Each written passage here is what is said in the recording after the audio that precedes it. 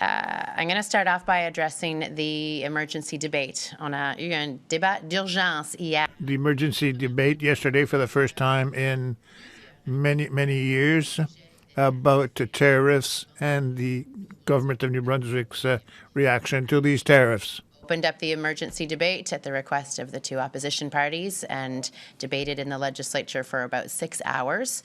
I was very pleased that our team had the opportunity with our ministers from Opportunities New Brunswick, from the Intergovernmental Affairs Department, from the Department of Agriculture, Aquacultures and Fisheries, from Finance and Treasury Board, from Tourism, Heritage and Culture, all had the chance to speak to how their departments have been working on this critical issue for New Brunswick since November of last year, and the various steps that many people in government are taking to make sure that we are connecting with businesses and workers that are affected. We are putting in place the appropriate supports. We are partnering effectively with our neighboring provinces and the federal government and trying to tee up New Brunswick to make its way through this storm as best possible. Alors, j'apprécie.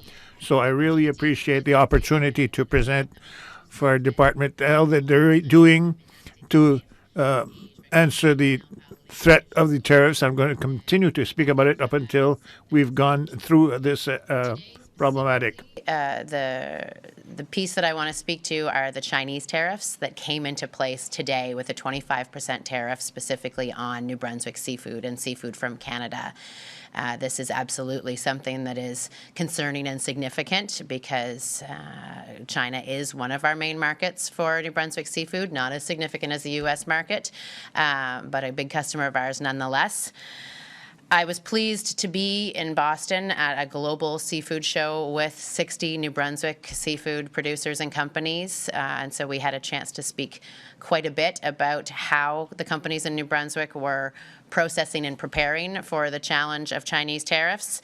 And I was pleased to see both the recognition of the challenge that comes from uncertainty, but also the resilience and the sense of opportunity that many of our producers demonstrated. Je prends l'opportunité. I'm going to take this opportunity to thank all the associations that work with us. We're working closely with the processors, lobster processors, with the snow crab, crabe des neiges, with the snow crab, clearly, with the snow crab, Gitario as well, with the lobster association of Canada, with Jeff and the associations, with Atlantic Fish Farmers Association. Also with us in Boston, where we had one-on-one or two-on-one meetings to talk through how we can support their members through these challenges. What was clear in Boston was that New Brunswick has the best seafood in the world, and it is in high demand. And so we had the opportunity to meet with buyers from Red Lobster, with buyers from Korea, from Japan, from other countries that are interested in New Brunswick product, and that there are new relationships to be formed to try and help offset the challenges that the Chinese tariffs put in place today face. We're going to do more than that. I'm headed to Ottawa tomorrow for another First Minister's meeting with the Prime Minister and other premiers, and I'll be raising the need for the federal government to work very closely with New Brunswick in the negotiations with China to try and remove these tariffs that were retaliatory on China's part against tariffs that Canada had placed on electric vehicles and other things. And so we're going to be encouraging them to make progress in those negotiations such that we can see the Chinese tariff on New Brunswick seafood removed. There's going to be another number of other things that we'll be talking about in that First Minister's meeting tomorrow, and so I look forward to updating you after that meeting on the progress made. The other piece that New Brunswick will continue to raise is the need for consistency at the negotiation table on Canada's part. Should we find ourselves in an election in the next few days, we want to make sure that we have both Ambassador Hillman, ideally Minister LeBlanc, and somebody else to continue with the continuity needed to make sure that we are successful in diminishing and removing the tariffs altogether. It's a point that New Brunswick has made at that table repeatedly and will continue to do so. I'm going to speak about the importance of market diversification faced with these tariffs in the United States and our wish to find new markets New Brunswick has to retool our economy. And in the tariff action plan that we presented a week ago, whatever the date was in March, on that Tuesday, we spoke about the need for competitiveness and productivity and the availability of support for market diversification. So I want to talk a little bit more about what the government of New Brunswick can do to support companies as they look for new countries to do business with and new customers. There is a whole host of things that the team here at the government of New Brunswick can do to help. Il y a des fonds et des équipes. There are funds and teams that are working together with the Department of Fisheries, Agriculture, and Aquaculture, and with a team that makes efforts for diversification. It's an opportunity in New Brunswick as well, and in our department responsible for the Francophonie. So we have help to adapt the products and services to new markets. Packaging and your labeling to get into a new market, and the team has services and financial assistance to help with that activity. We have research, exploratory market research available to help guide companies into countries where there may be opportunity. We have support for the certifications required to be compliant in new countries, support for the training needed to start to build relationships and complete sales cycles in new countries. We do support trade shows and trade missions and business conferences, the kind of product showcasing and promotional activity that companies in New Brunswick might want to tap into as they approach these new markets. We have support for business development visits. We have both outgoing and incoming trade missions where we will gather people together, take them to and connect them to our contacts in new markets, as well as invite in those buyers and potential customers from other markets into New Brunswick to get familiar with our industry here and to support them in that relationship building and sales and marketing process. We have support for in-market consultants. We have support for creative services. So I hope this is giving you a sense qu'il y a beaucoup de soutien. There's a lot of support. Sorry. It's a mid-phrase. I hope that it shows to you that we have support for many services and activities that are there to help you to determine which markets you want to get close to, how to do it on the field, with expert consultants, with financial help. We're going to be right next to you, to shoulder you, to help realize your objectives in the new markets. Places where we have existing relationships and opportunity in new markets. So the Canada-Europe trade agreement gave us opportunity about 10 years ago to do business in Europe that hasn't been fully realized, and we have folks who are experts in that marketplace. ONB has a team member on the ground in India. La Francophonie has team members on the ground in France, Benin, the Côte d'Ivoire, and Morocco.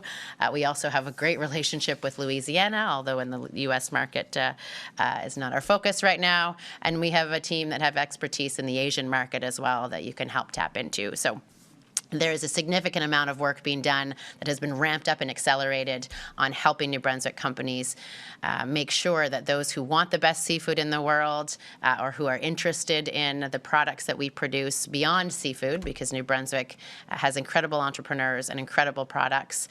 We have a full team here ready to help you do that, and we want to get after it quickly. La dernière chose que je vais... The last thing I'm going to mention, because we talked about the tariffs from China and the work we're doing with the federal government to advance these negotiations and the work to help with diversification of your markets. It's the need really to retool our economy. Retool our economy. And so that's why you heard my colleague, Minister Heron, talking about the significant opportunity in critical minerals that is in front of New Brunswick as an opportunity for us to both grow jobs and investment in economic activity, and economic activity that is trade strategic. Countries all over the world are interested in partnering with New Brunswick in terms of the development and processing of our critical minerals, and it helps give us some leverage in some of our other trade conversations as well. All that to reassure you that our government is continuing every day to look at the impact on our economy of these tariffs and the costs for our businesses and workers, and our opportunities to react to these tariffs and the supports that are in place, financial support for businesses, and to find new markets as well. Imagine in the future about the current evolution of our internal trade efforts. We are very excited to open up an Atlantic Canada free trade zone to advance in the legislature the moves that we've made on labor mobility and to continue to work at the national table to push for a recognition of New Brunswick goods and standards across the country, as we will with others. And with that, I think I'm probably pretty close to the 10 minutes that I was hoping to keep it to this time. So I'll just repeat that your government is taking this issue seriously. We have your back. We have an excellent team of people working on it day to day, and their work is made much stronger by the partnerships with the associations and chambers and business people that are communicating with us on a daily basis about what they need, about what's going on with their customers and their marketplaces. We're in a position to be nimble and make sure that we get through this and are stronger on the other side. Merci beaucoup. Merci. Thank you very much. We'll now proceed with questions. Hold up. We have a limited time for questions, so each reporter will have one question and a very quick follow-up. You have the right to pose your question in the official language of your choice. Just to let you know, I will be alternating between members of the media who are present in the room and those online. Nous allons maintenant procéder. We're now going to proceed to questions from reporters. We have a limited time for questions, so that's why I'm going to entertain between the organization in the room first and online. Each reporter has a question and a rapid follow-up question. You can ask your questions in the language of your choice. Alex Villeneuve. Yes. Yes, and the emergency debate, there was a production of cannabis. I'd like to know, with Europe in particular, are there strategies and exchanges with European partners? And are there discussions at the present time being held with New Brunswick businesses to have a New Brunswick cannabis production, specific cannabis? I'm not sure of that answer. I'll have to ask the team to find out what are the tie-ins with the Europe and cannabis products here, what exists there, and I'll come back with details for you. Last week at the press conference, you opened the door to sales of energy, NB Power. Is that serious? Where does that come from? And why should we consider the sales of NB Power while we know what happened a few years ago? It was a major debate in the province. Yes, it was a major debate, but clearly the situation has not improved since then. And I would say that it's worse at this point because we have major issues with our infrastructures. We have major issues with the debt. We have fees that are become more and more difficult to pay for New Brunswickers. So for us, we're looking to find out what we can do to make sure to offer a power that is affordable and reliable and certainly durable as well, sustainable. We'd like the fewest emissions possible. So we want to stop to explore, to do small things. I believe in 2023, NB Power did their own internal review to identify opportunities to save money. And they didn't really look at if we have the best structure for the utility. Do we have the partners that we need? For us, we have things that we can do that can help in the short term, but I'm interested in the long term. We have to look at what is going to give us power, clean and durable, sustainable and reliable and affordable. So we're ready. I believe it's still approximately 2 weeks that we've been working to present to you the things that we can do now and the work for the review that we have to do to consider options for sales, partnerships, to exchanges, and the utility. Quite confident I'm going to present to New Brunswickers the solution without having considered all the options. Thank you, Bruce. Hi, Premier. Hi. What is the timeline for the special fund that's been created for seafood? What is the timeline for support from that starting to flow now that the tariffs from China are now in effect? Great question, because there's two different pieces to the support for seafood, and one that I'm keen to talk about tomorrow in Ottawa. The Atlantic Fisheries Fund is something that our government has sort of replenished their contribution to, and we'd love to see the federal government commit to also renewing the funds that they put in to that as one of the tools we use to help seafood companies get through times like this. But our commitment that was in the budget, we had a significant $162 million tariff tariff package, and that included funds specifically for seafood companies and fisheries companies that are coming out of the Department of Agriculture, Aquaculture, and Fisheries. And for the Atlantic Canada Free Trade Zone, what's the timeline for that? How are discussions going for that, and what would you like to see included in that? I'd like to see everything included in that, and I'd like it to move really quickly. It was raised at the last CAT meeting that we held, the notion that we as Atlantic provinces can work together more closely and more quickly, maybe than some of our colleagues across Canada. And so I'm calling on my peers in Atlantic Canada to join in to a full and open free trade zone as one sort of economic unit here in Atlantic Canada for goods, for services, for labor, and to work together to make moves on that as quickly as possible. Thank you. Adam Harris, Post Media. Thanks, Bruce, and thanks, Premier. You mentioned First Minister's meeting tomorrow in Ottawa. That obviously means with the new Prime Minister, Mark Carney. Have you spoken to him yet? And what's your first message going to be to him tomorrow? And then just a bit further, is the focus of the meeting tariffs ahead of April 2nd? Yeah, so I have spoken with Mr. Carney, but with Prime Minister Carney before, and we've been in communication a little bit back and forth over these last few days, I guess. He's been not a week on the job yet. The focus of the meeting tomorrow is the Canada-U.S. relationship and the tariffs and how things are going to move forward. And so premiers and the Prime Minister were keen to get together very quickly and very early in his mandate to make sure that he's up to speed with all of us. The premiers have been asking the federal government to be very clear on the support that they have available to Canadians and how that connects with support that provinces are providing.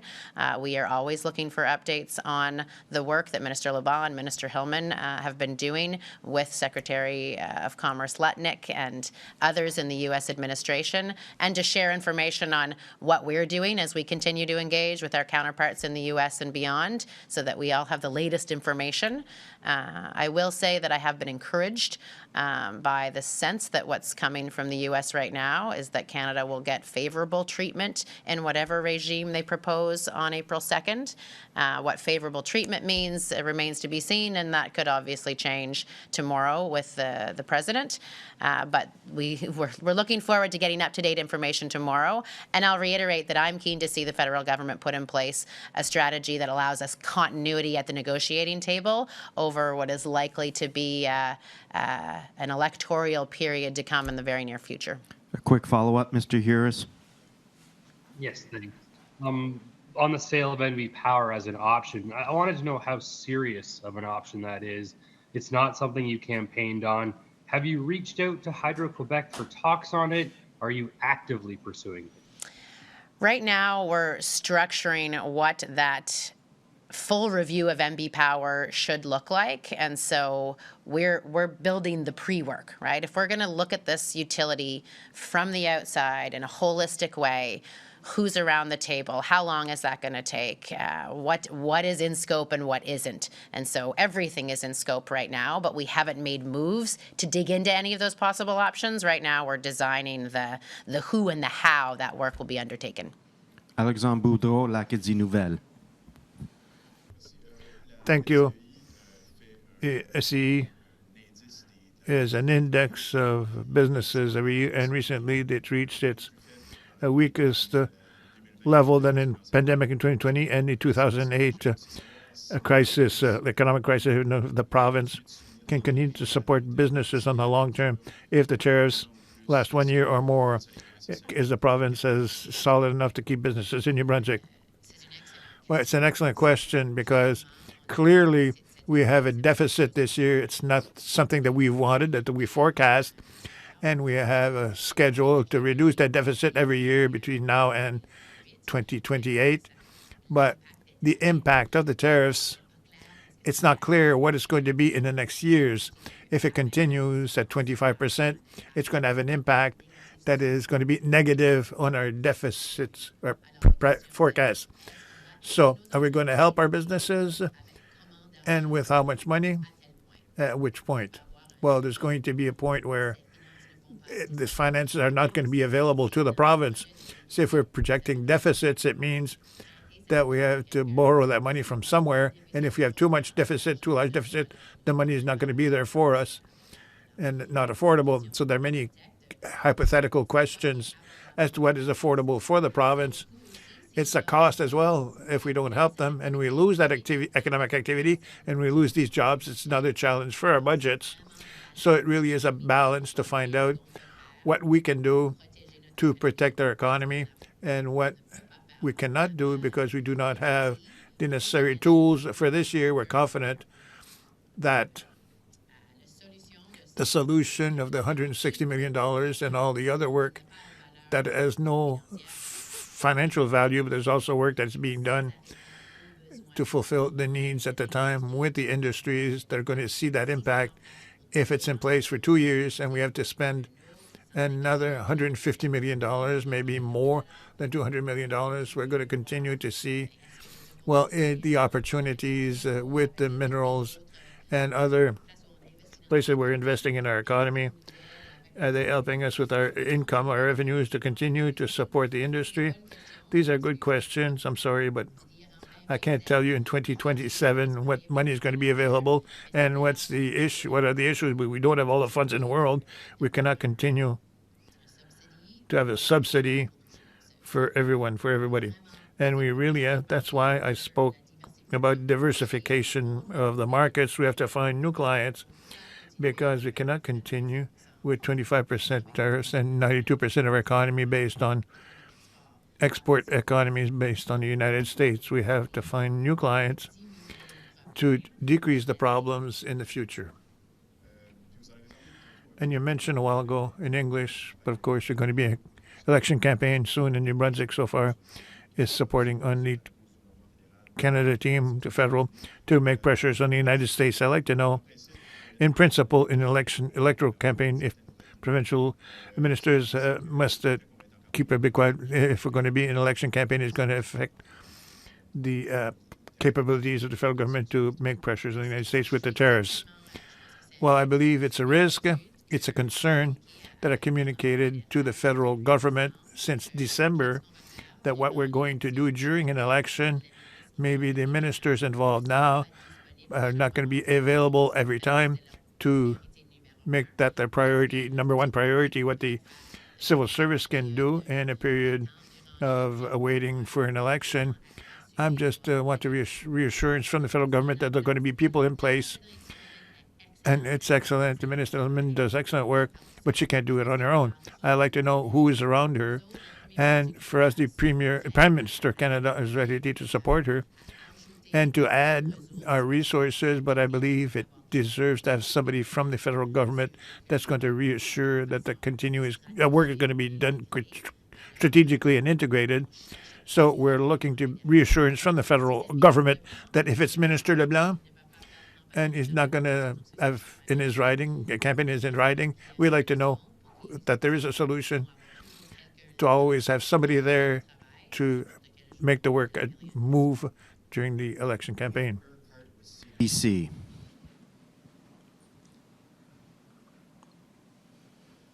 Sorry, I didn't hear that. Was that me, Bruce? Mia? Yes, it is. Okay, thank you. The initial estimates for job losses related to tariffs was between 4,000 and 6,000, and it sounds now that that estimate has gone up. What is it now, and why has it gone up? Thank you for the question, Mia, because as we look at a potential 10 to 11,000 job loss, that is even more concerning, and I can understand why New Brunswickers feel even more unrest at the fact that that's a significant amount of our labor market. Part of the reason for the increase was the change in timeline expectations. So the first estimate that we made of the 4,000 to 6,000 jobs was the initial impact of a 25% tariff. When considering a tariff that remains in place for longer than a short period of time, so a matter of weeks and months, but through a fiscal year and in, I think they used a timeline that went out to 2029 to say if we have tariffs in place for that long, we're going to have structural and permanent job loss to the tune of 10 to 11,000. So there are still some hypotheticals in there, but essentially says the longer tariffs go on, on, the greater the job loss will be, because jobs will be lost that can't be replaced, as customers are lost, as businesses make the decision to fundamentally move operations to a different place. So that's one of the reasons why there was a revision, is that we looked at the length of time the tariffs may be in place and the potential maximum impact of a long-term fully 25% tariff. Quick follow-up, Ms. Urquhart. Yes, thank you. Do we know how many people have lost their jobs already? No, we don't. That's a great question. We don't get that kind of reporting, I guess, and we learn of jobs lost in the market on a month-to-month basis with the kind of reports that are produced for us. And even on an anecdotal basis, to be honest, I haven't had folks reach out yet to say, we've just had to make our first termination on the basis of these tariffs, although I expect that those stories may be right around the corner as we see Chinese tariffs get implemented and as the April 2nd date gets closer and closer. At this point, I don't think we have a mechanism other than asking that the business community continue to be in close conversation with us. And ideally, what we would love to see is those companies flag it to us beforehand. What can we do to support that job? We know that the federal government has made changes to EI to allow for more flexible job sharing if companies needed to move to partial employment, and then the province can come in and help out in those situations as well. But we hope that companies will reach out to ONB, to the navigators, to their team members here. If they are on the verge of having to enact layoffs, are there things that we can do to support them? Thank you. We are going to the bottom of the hour. Hina Lam, Canadian Press. Hi, Premier. I was wondering if you could just tell me, I know that New Brunswick ministers and officials are going to other places to lobby for New Brunswick, but who are the other people who are coming to New Brunswick to look at the markets here? Do we have a list of these people, like people from anyone from the U.S., anyone from European or Asian countries? Oh, that's a good question, Hina. There's probably two ways that I can get some of that information to you. So there's the formal activity of us inviting missions into New Brunswick, and I'll give the example of us having hosted the ambassadors of Finland and Norway and Sweden and Denmark just a matter of weeks ago to talk about economic cooperation opportunities. Those are pretty structured and formal environments. There are folks from the U.S. here yesterday doing business with New Brunswick companies, and then there's the work that ONB does on foreign direct investment, looking to locate companies here and continue to negotiate their establishment in New Brunswick. So let me see if I can go to those multiple departments to say what inbound trade missions are happening right now, who are the last companies that we hosted in on some of those exploratory visits for new opportunities. And I'll see if we can pull that. A lot of it happens organically. Some of it happens quite formally. So I'll see what we can get for you. Ms. Lam, a very quick follow-up. Very quick follow-up. As far as the liquor is concerned, we've made it easier for our province to get liquor out to other provinces. But is there any other mechanism? Do other provinces have to sign similar documents, or is it just that now liquor can flow freely? Is it a two-way street or a one-way street? Thanks. Well, and I will say it's not quite now because there's legislation that we had tabled. I guess we tabled it yesterday in the legislature, and so it will go through its process of second reading on Friday, and before it can be put into effect. And we will always remain interested to see if opposition parties have amendments or changes to suggest or recommend to what we've put forward. What we've put forward allows New Brunswick companies to sell direct to consumer and to buy direct to consumer from other places, as well as a change in the law on the personal limitations of what can be brought into New Brunswick. And there isn't a reciprocity piece legislated here in New Brunswick, but that's a conversation that's happening at the Canada Free Trade Agreement table, where our Minister D'Amour is there pushing his colleagues to get everybody to go as far as possible on that one. Thank you. Alexander Johnson, All New Brunswick. Good afternoon, Premier. In the talks about developing our mining sector here in New Brunswick, I know one portion of that is environmental approvals. Another portion is projects getting financed and finding buyers. which in the case of one with the Northcliffe Resources Sisson project, they've got the approvals, but they haven't been able to get the financing and buyers to start operations. What is the province doing or planning to do or looking at when it comes to helping with that component of getting an industry built here? Thanks for the question, Alexander, because we are looking at a lot of different tools to make sure that we can get full return from our mineral resources and do so quickly. And so I actually think there'll be some good news coming from Northcliffe shortly on the progress that they've been making. When I was down in Washington, I connected with some private equity firm that was looking to invest in some of New Brunswick's resources and didn't need any incentives to do so because the resource itself and its proximity to services spoke for itself and made this a pretty competitive development environment. We're looking at certainly aligning regulatory process with the federal government to make sure it can move quickly and streamlined. Critical to this is partnerships with First Nations and communities to make sure that everybody is benefiting from New Brunswick's resources. We also have to make sure that we are holding ourselves to the highest environmental standard through this process.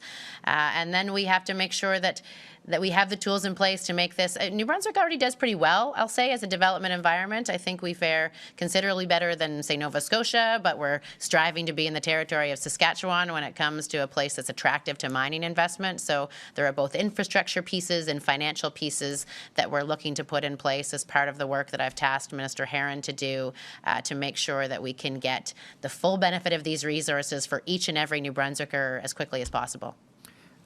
Alexander, do you have a very quick follow-up?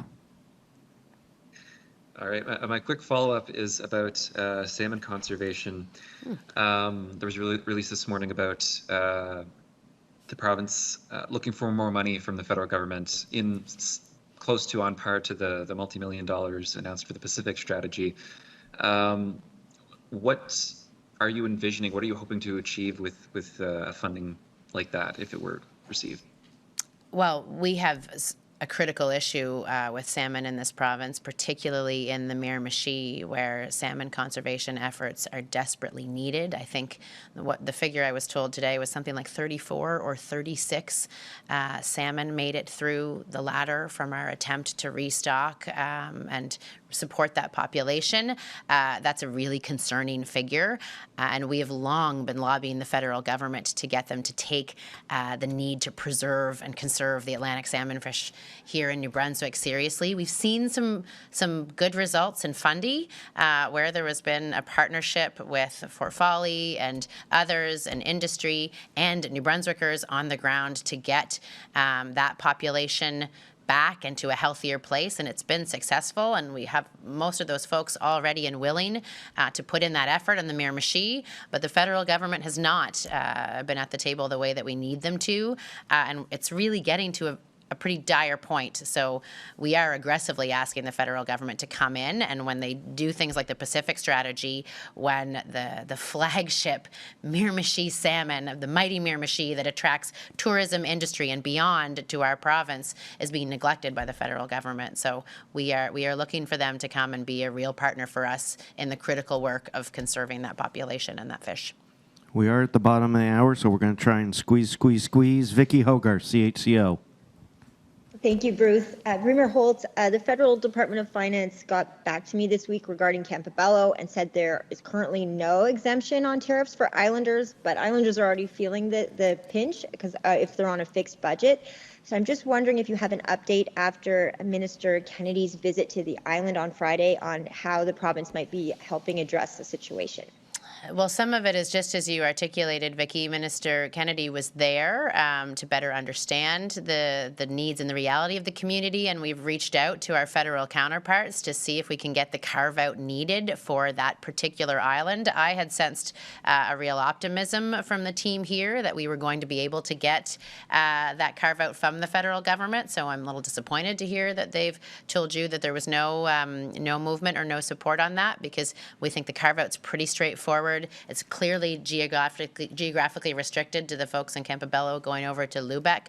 The longer-term strategy is far too longer term, whether we're talking ferry and other connections to New Brunswick. That's not going to solve the short-term pain that the people of Campobello are experiencing. So I'll make a note to go back to Minister Kennedy and our federal counterparts to make sure that the feedback we're getting on their likelihood of putting a carve-out in place is real, and if not, to push hard to make it a reality. Quick one, Vicky.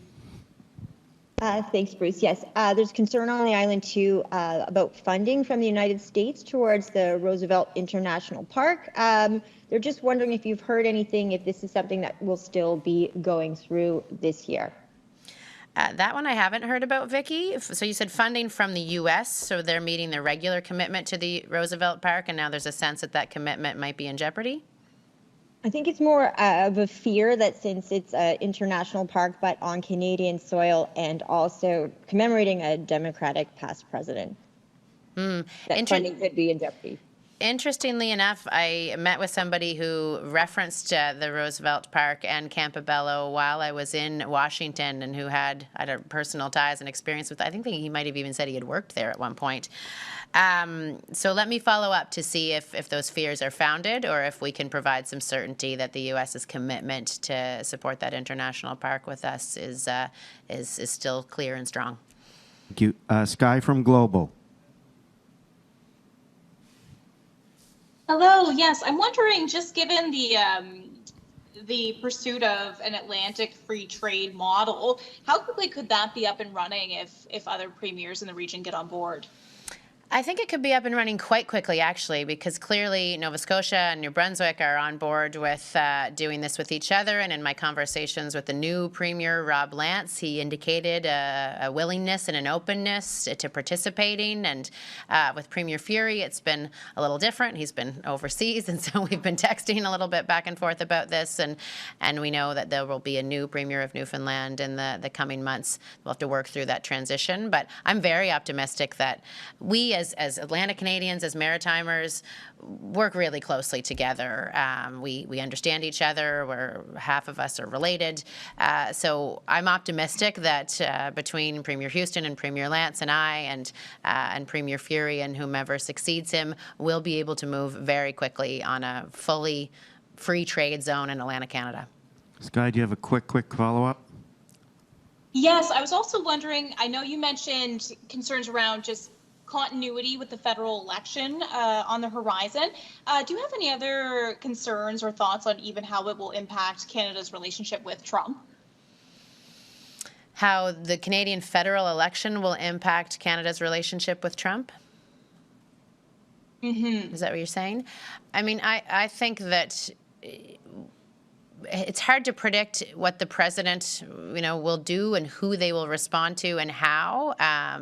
I want to make sure that Canadians are represented. Well, I'm interested in us being represented by people who care about New Brunswick and are going to recognize our unique issues and needs and defend those on a national stage. So I'm particularly interested in who's stepping up to partner to represent us. But I have full confidence that Canadians will support their Prime Minister and their duly elected representatives, and that those people will work hard for us. And who Trump chooses to like or not like or work well with is not something I'd want to make a bet on.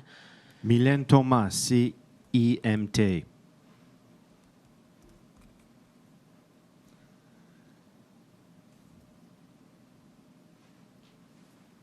Mylène?